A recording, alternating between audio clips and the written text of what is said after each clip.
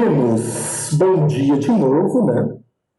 A partir desse momento, os senhores estão sendo gravados e as senhoritas estão sendo gravadas, é verdade, né? Nós fizemos a aula de hoje, vamos fazê-la, né, em duas metades. A primeira foi para a orientação de trabalho de grupos, e aí foram dadas as orientações, as sugestões. Acredito que tenha contribuído aí para que para que cada grupo possa fazer o melhor de si, né, e trazer elementos para a gente poder refletir, para a gente poder pensar. A partir de então, a gente vai para a parte de conteúdo. É um conteúdo que eu pretendo começar agora. Possivelmente não vai dar para a gente concluir até o final da aula de hoje, porque é um conteúdo bem denso, né? Tem muitas questõezinhas aqui que é importante a gente parar sobre elas e refletir sobre elas. Estarei fazendo uma exposição dos principais elementos aí desse nosso conteúdo, que se encontra a partir da página 7. E a partir dessa exposição, vocês podem ficar à vontade, né, para intervir, para colocar questões, perguntas, comentários, dúvidas, como a gente já faz habitualmente, tá bom? A aula é de vocês, é para vocês, e a participação de vocês enriquece bastante o nosso trabalho, fechou? Bem-vindos e bem-vindas, então, para a gente pensar um pouquinho o utilitarismo e as suas implicações éticas, né? Que tipo de problematizações o utilitarismo colocou para a ética e coloca, né, atualmente para a ética? Essa vai ser a nossa linha de raciocínio nessa aula e na aula da próxima semana. Nós estaremos falando um pouquinho sobre essa questão do utilitarismo. Tá? O ponto de partida para a gente começar a abordar essa problemática, nós temos que voltar nas éticas ali do finalzinho do 17, 18, principalmente 18, no contexto de iluminismo, né? É sempre bom enfatizar o contexto. O iluminismo como sendo esse momento da história da humanidade que aponta a razão como o único meio para se chegar à verdade, para se chegar ao progresso e à liberdade. Né? A filosofia iluminista, ela parte do pressuposto de que a partir do seu potencial racional, a partir do seu potencial criativo, a partir do seu potencial intelectual, o homem, como ser de razão, como ser de criação, conseguiria chegar a um estágio de progresso tão grande, a um estágio avançado de tal maneira que a razão por si só daria conta de pensar, de resolver todos os problemas ligados ao homem. A política, pensada a partir da razão, a sociedade, pensada a partir da razão, a ética, pensada a partir da razão. Nesse contexto, então, digamos assim, de esplendor do potencial racional, do ponto de vista da ética, desenvolveram-se duas grandes correntes. Uma primeira, focada no dever, né, em que a ação moral nela mesma é finalidade. Lembra de quem nós estamos falando, gente? Estão lembrados aí? Quem é que propôs essa ideia? Kant. Né? Kant, a partir do seu imperativo categórico, a partir da sua ética deontológica, né, supõe e propõe que a razão por si só tem que ser, vamos dizer assim, a base para toda a construção ética. E aí nós lemos, entendemos, a partir de Kant, que eu tenho uma crítica, digamos assim, a essas éticas de caráter mais subjetivistas, tá? Foi isso que nós falamos? e nós apresentamos o dever moral a partir da razão, o imperativo categórico kantiano que a gente discutiu na aula passada. Deves porque deves, né? Há uma razão, digamos, universal, e dentro dessa razão universal a gente fundamenta o nosso edifício moral. A ética, a moral em Kant, ela se dá pela via do imperativo categórico. Essa ética, essas éticas, vamos dizer assim, que Kant foi uma referência normativa para toda uma construção de uma ética, ela parte, então, desse princípio universal do imperativo categórico, né? E ela supõe que a razão, por si só, é aquela capaz de criar uma lei moral e se submeter a ela.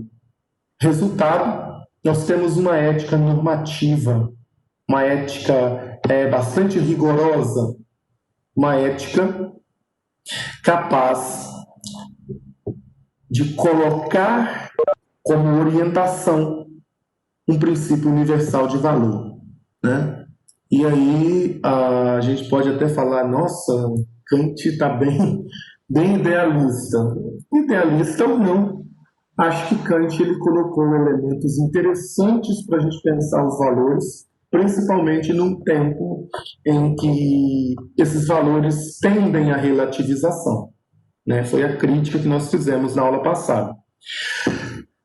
Dentro dessa mesma perspectiva de éticas racionalistas, surge uma nova corrente ética ali na Inglaterra do século XVIII e se desenvolve durante todo o século XIX, chega até os nossos dias com uma força bem grande, depois vocês vão ver por quê. Surge uma nova corrente dentro da ética que a gente poderia chamá-la de consequencialismo. O consequencialismo ele vai partir do pressuposto de que a ação moral ela tem que ser avaliada mediante os seus resultados, mediante a consequência que ela produz. Olha a diferença aqui, a gritante diferença. Em Kant, a ação moral é fim nela mesma. Independente de circunstância, independente de contextos, ela é nela mesma.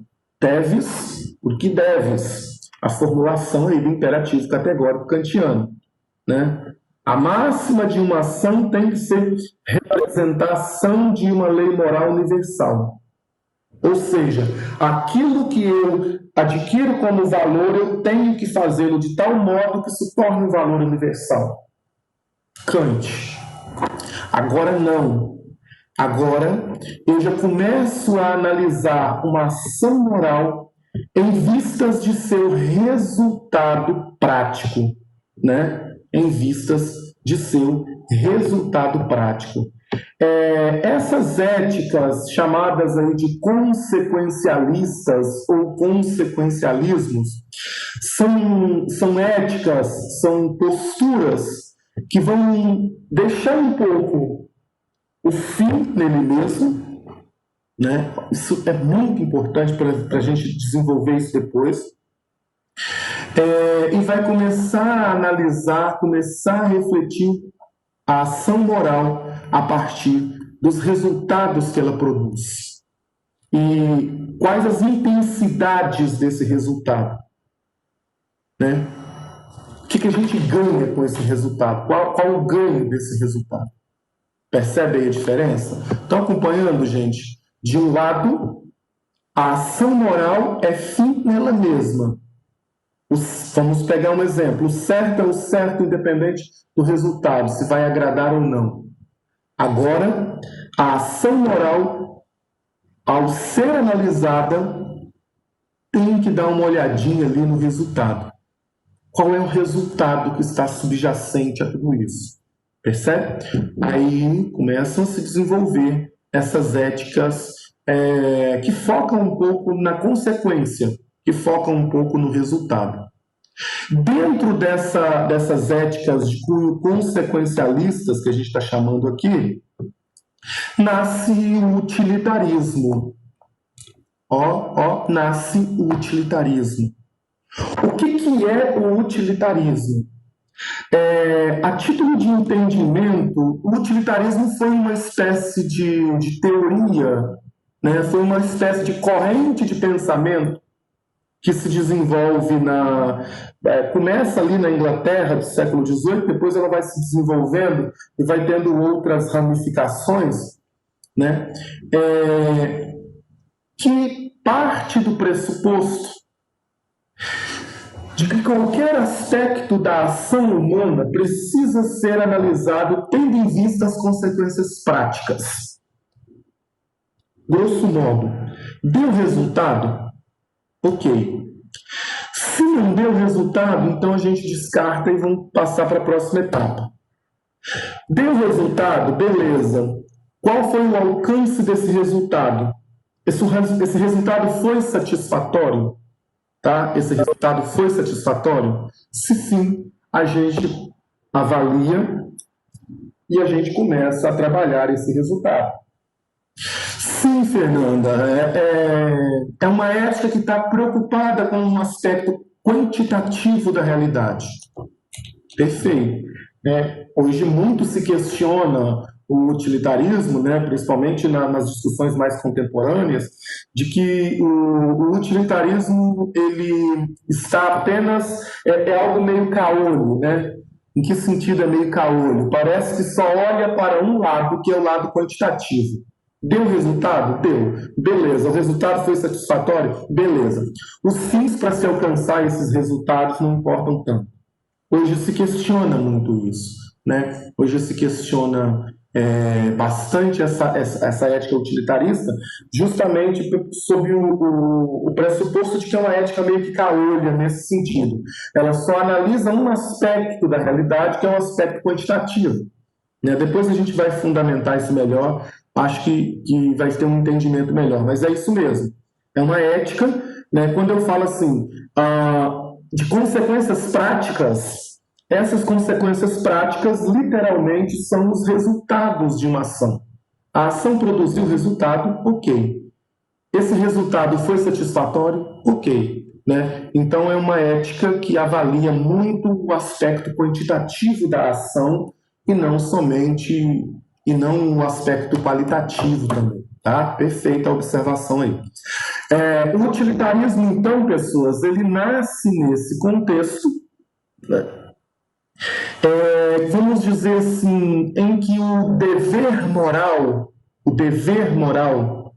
tão caro para as éticas de caráter kantianas, o dever moral ele passa a ser colocado paralelamente como um contrapeso do resultado e da prática, né? Aquilo que dá, de certa forma, resultado, a gente precisa avaliar melhor. E esse resultado, necessariamente, ele tem que servir como, vamos dizer assim, um paradigma de ação. Em que sentido? O resultado foi satisfatório. Ele deu resultado, mas não aquele resultado somente por ser, mas aplicável, aquele resultado aplicável, aquele resultado que solucionou um determinado tipo de contexto, um determinado tipo de situação, tá?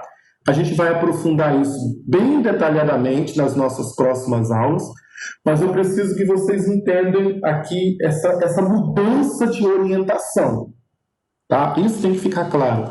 Essa mudança de orientação. Enquanto em Kant eu tenho uma ética focada no dever, enquanto em Kant a ação moral é fim nela mesma, independente de contextos e de circunstâncias, agora, no utilitarismo, eu tenho uma ética preocupada com o resultado prático de uma ação. Tá?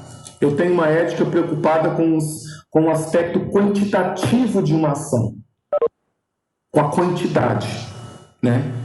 Há quem fala que o utilitarismo ele é bem pragmático. Pragmático aqui nada mais é do que essa preocupação com o resultado mesmo. O que eu ganho com isso? Né? Essa é a visão que a gente vai pensar, que a gente vai começar a analisar a partir de agora. Tá?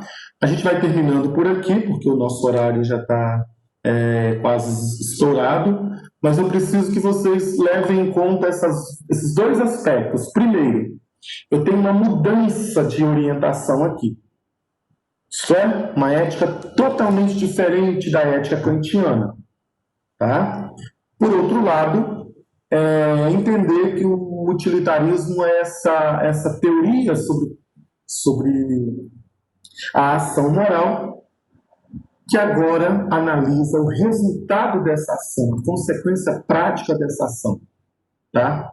E aí, a partir dessas duas visões, dessas duas chaves de leitura que eu coloquei, na semana que vem a gente começa a desenvolver as características mais essenciais, mais básicas, né, dessa ética chamada utilitarismo. Beleza? Então tá. Da minha parte é isso. Tenham uma excelente semana, um excelente dia. Até o nosso próximo encontro.